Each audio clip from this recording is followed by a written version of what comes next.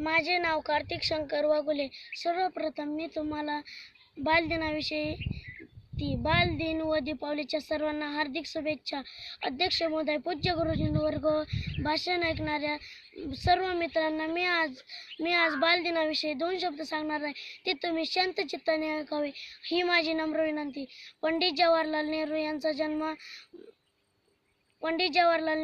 जन्म 14 नोव्हेंबर 1889 रोजी अलाहाबाद येथे झाला. त्यांचा जन्म संपूर्ण भारत देशामध्ये बालदिन म्हणून साजरा केला जातो. कारण त्यांना गुलाबाचे फूल व लहान मुले खूप आवडायची. लहान मुले त्यांना चाचा नेहरू म्हणत असत.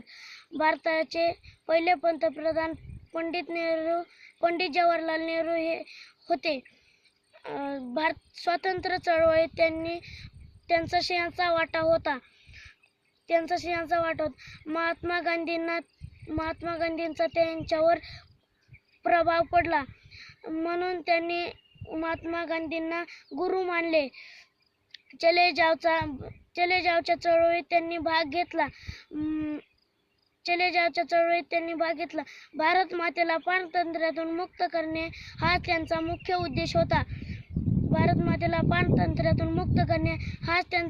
उद्देश होता.